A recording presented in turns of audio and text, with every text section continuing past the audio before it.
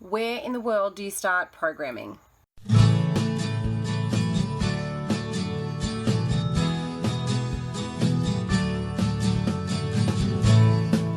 Hi everybody, welcome to Talk and Chalk. I'm Beck, I'm an assistant principal in Southwest Sydney, and today I'm going to be taking you through where exactly do you start programming. So today's video is very much targeting anyone who is new on class, a new grad. Perhaps you're someone who's just been doing casual or blocks for a while and this is your first year on class and this is something that might appeal to you, or maybe you've been programming a long time and you're just keen to see how someone else does it. Either way, the more the merrier. So for those of you that are new, all my links and everything are in the description below. I've got social media and stuff, and I'm going to be sharing a bit of a Kmart hack that I'm going to attempt this week. So follow me on Facebook, Twitter, Instagram, all that sort of a thing, and you'll be able to see those things. So today though, I'm going to show you ye old paper programming. For you, well, for some of you it might not be ye old, it might be exactly what you're doing. Since 2017, I've gone paperless and I use OneNote via my Surface Pro, and I have lots of videos on that. I highly recommend it. However, if you don't have that device, if you don't have that system, or maybe that's just not you, maybe you're sticking with printouts, the paper versions in a folder. So to do this video, I dug out some of my old programs, even though we only need to keep them for 2 years at a time at the moment. These are ones that I couldn't really part with. I guess they've got a little bit of sentimental value for me at the moment. So I pulled them out to just take a quick video of what they look like, because the way that I get kickstarted, or I used to get kickstarted every single year, was by embracing my 15-year-old self and covering my folders. I've pulled out some old programs to have a look at. You can see the last one I had a folder for was 2016.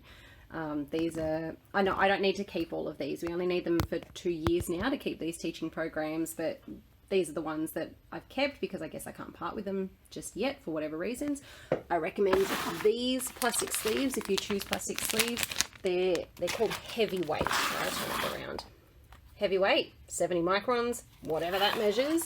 These will not break. Like, you can fill them up with massive programs and they will not bust from what I've used them for.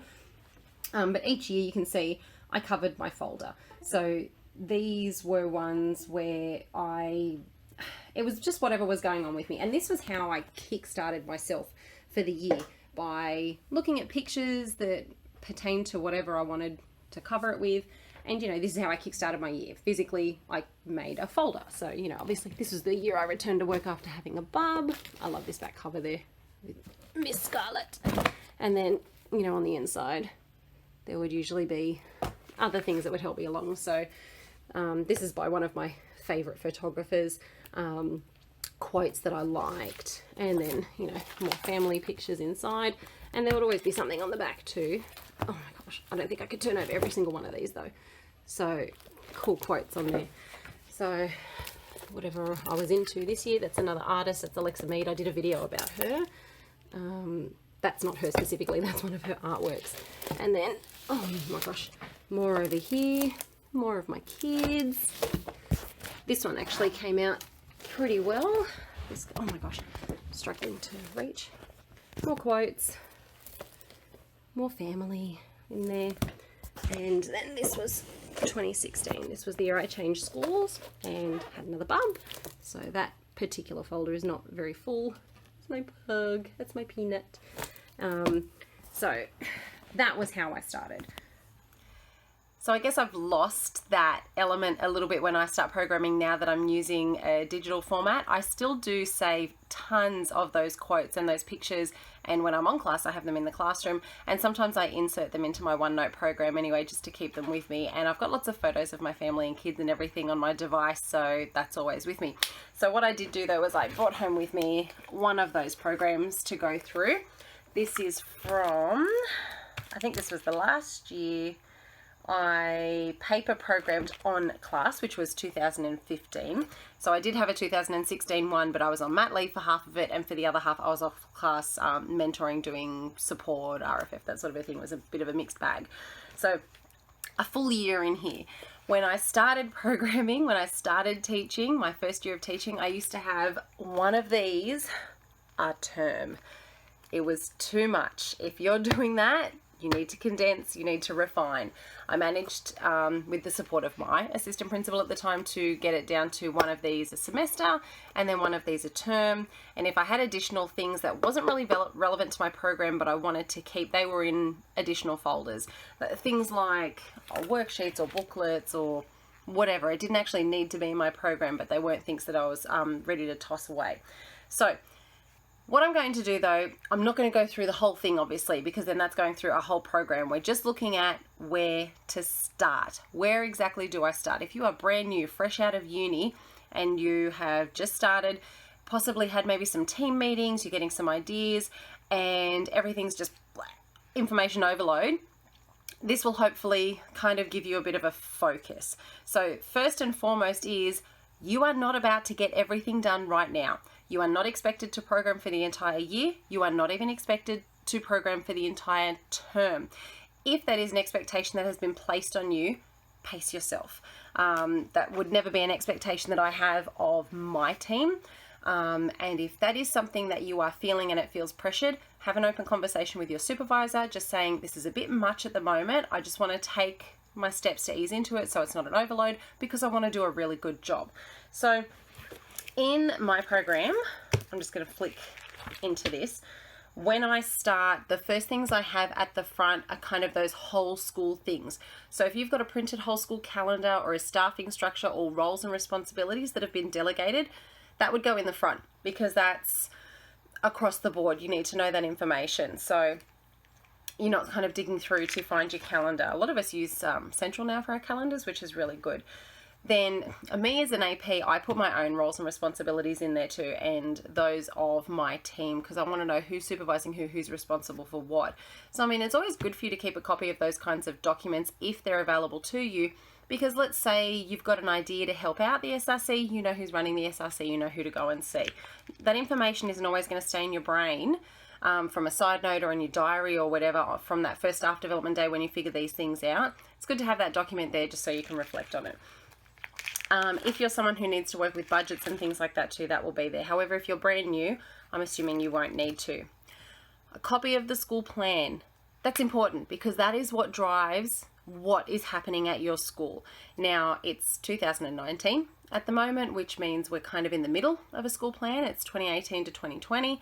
So things would have already started and are progressing. So this is the time now when you can take this opportunity to let that inform your professional goals for the year, which will inform what you do for the year as well. So have a copy of the school plan in there.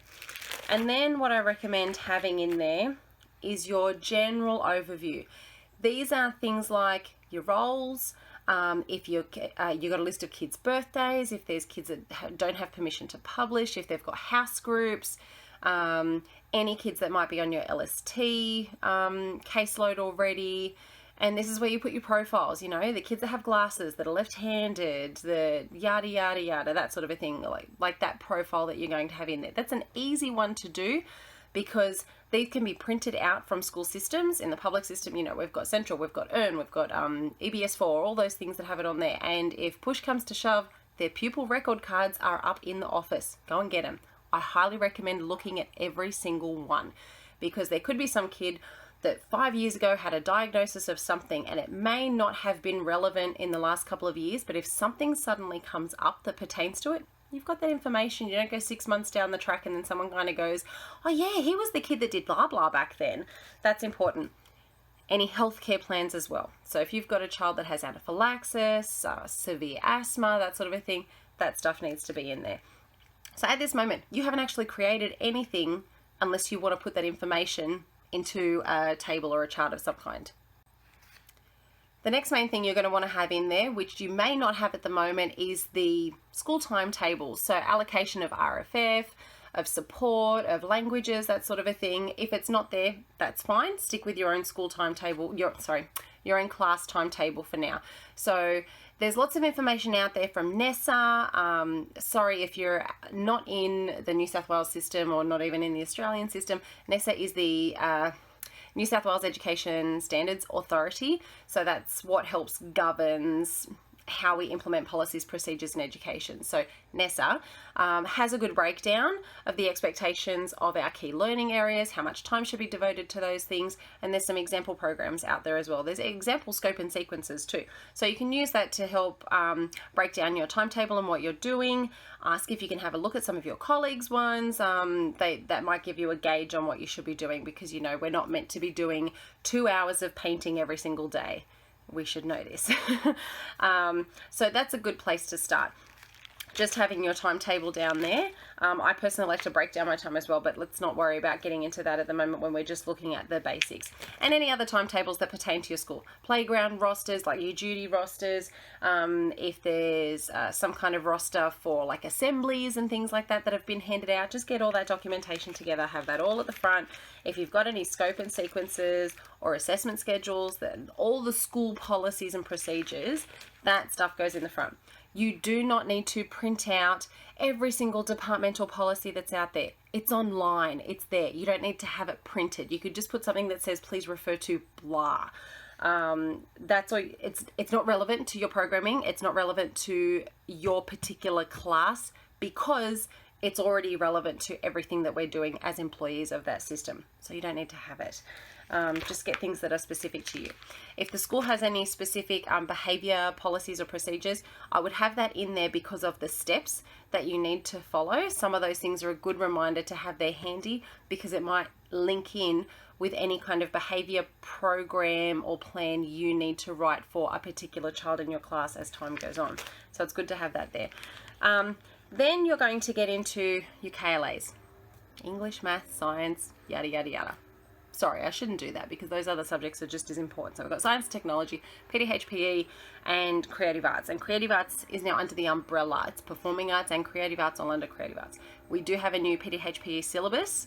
You can start implementing it this year. If your school is not implementing it this year, don't try and take yourself ahead to do it. There's professional learning coming. Take your time, because as we go through it, questions will be asked by other people that then all of a sudden someone else will have the answer to by the time it gets to us. If your school is not doing it till 2020, wait till 2020. Just go with the flow. Calm. You don't need to rush it. So the first things I like to have printed off for those KLA areas are the stage statements, because that's going to draw you back to that expectation of what you are doing with that stage at that time. So some of you might have composite classes, so you're looking at that sort of more overview of those grades that you've got in there. Some of you might have just year 3 or just year 4, within that stage, and you're focusing on that particular cohort in that grade. That doesn't mean that you omit anything. It means that we're differentiating across the board and we get that general idea of what we're working towards and where our kids have come from. It's always good to look back a stage too. You don't need to have that printed in your program, but look back. Look at where your kids have come from, what the expectation is that they should have been at in that stage, and how working towards what you're working at now. I highly recommend doing that for stage 3 as well. Look ahead at what stage 4 looks like. So something I like to put with my stage statements in there is printing out the color version. I think there's no names written on this, so I'm not actually showing you the physical program because there's lots of names and school articles and things on there, is printing out this. So this is how the content is organized in English, and there's one for maths in there as well. I can get that one out in a second and show you.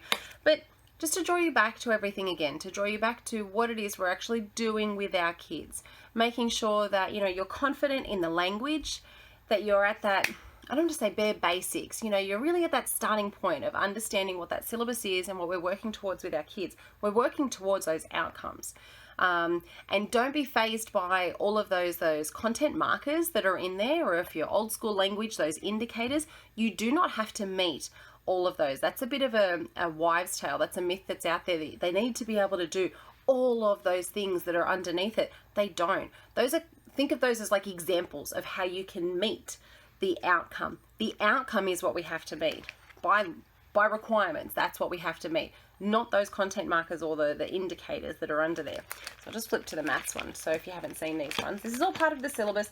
This is all available online. If any of you go and to Google and type in New South Wales English syllabus, math syllabus, whatever, it'll take you to the syllabus documents online, and they're very interactive. And there's lots of information on there. So this is the maths overview on how you can differentiate, how you can assess, lots of things like that. So having those things to start off, that's a good starting point for you, and making sure you are constantly bringing everything you do back to the syllabus, or being driven by the syllabus, by the content in there. That's important. And you do that for all of those KLAs. Now, when it comes to programming, you need to be very much guided by your school scope and sequences.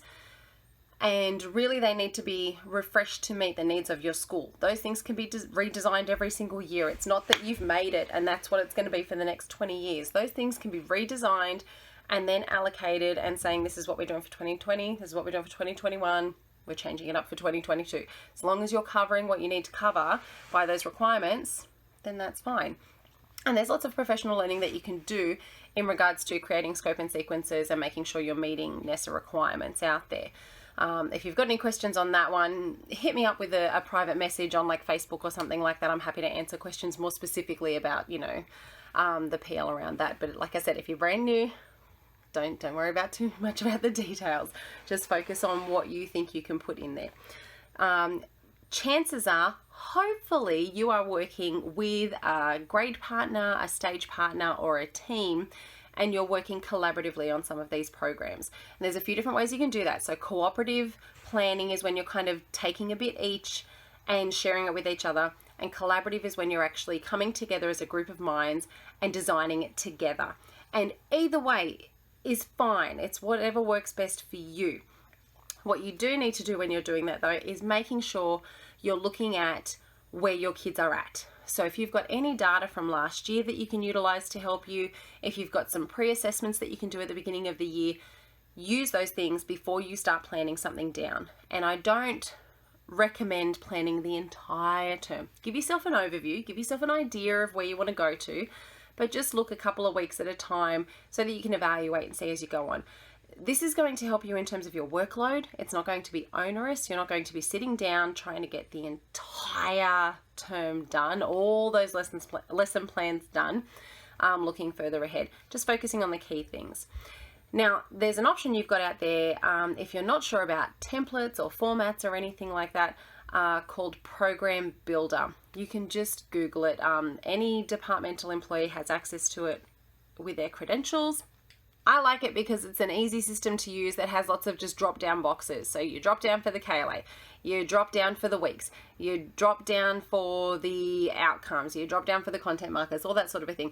All the things that, you know, you might be copying and pasting into a Word document. This one, you just drop it down, put it in there. And then there's boxes in there where you can type straight in for, you know, what your resources are, what your assessment is, yada, yada, yada. And then it generates it as a Word document that's still completely editable, and that you can save as your own file. And you can save all of it online as well. It stays there. So the next time you go back in, that thing that you made before is there. So you can do lesson plans, you can do units, and there are example ones in there as well. So if you want to take something that's already been created and then tweak it for your first time to have a play with it, then that's available to you as well. It's a completely free system, easy to use. I have no idea though how up to date all those drop down boxes are with new curriculum that's coming out.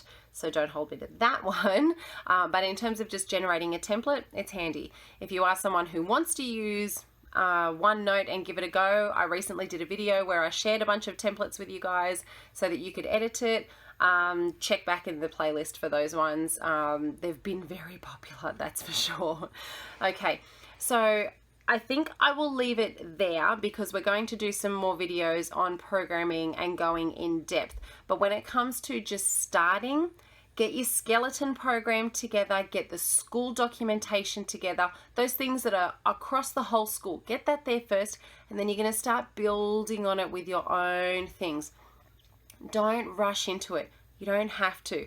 Even if you've got something that says, oh my gosh, my program is due in week 4 and it's due again in week 8. I can tell you now as a supervisor, I will never, ever, ever expect a completed program in week 4 or in week 8. I expect to see growth the same way you would in your kids' workbooks. So what I want to see in there is that you've made a start, you've identified student needs, you're starting to look at where you're going to go. And the biggest thing of all is that you are registering what you're doing. So registering is literally tick, sign, date. Nothing more than that. You can evaluate as you go. Put some comments and annotations in there saying, this was great, this one was crap, I really need to revise that. Things like, this was too easy for my low group of kids, I didn't plan that one very well. Be honest in your reflections, it's fine. Your evaluations don't need to be super long. They can be a paragraph, it can be on post-it notes. It's a working document. It should never be something like this. That's at the end of it, this is probably the neatest program I've ever had, but at the end of it, I've got tons of paperwork. I'll pull it out. There's paperwork all shoved in the back here, things that didn't really have a slot to go into, but I needed to keep it for my program. I've got things at the back. If a person took my class for RFF and they taught that unit, I got a copy of that unit. I put it in there and I said, being taught by this other teacher in this term. That's it, just so that I could say it has been programmed for, those kids have been catered for in terms of that KLA. I wasn't the one who delivered that content though. And it covers it that way. And then hopefully you've got some kind of checklist or something in your school to follow for those expectations. The old school system kind of wanted us to have a philosophy and everything like that. Some don't really do that now anymore. But the main thing is checking off those things. There is also a policy on programming, assessing and reporting to parents. It's not very explicit. It doesn't have like a ticker box thing that says everything you need to have in your program. Essentially, it wants to show though that you are creating learning opportunities for students that work towards meeting our outcomes. And if you can demonstrate that, you're on the right track. If you've got any questions though, please hit me up with a message. If you've got any tips for our brand new grads, new teachers, anyone who's new to programming, pop it in the comments below so we can all share from your expertise. I'm going to pop my subscription button down the bottom there. So if you haven't subscribed yet, you just hover over that, click to subscribe. A thumbs up on the video is always appreciated if you like this, and I will pop another video at the top there, and I look forward to seeing you in the next one. Thanks guys, bye.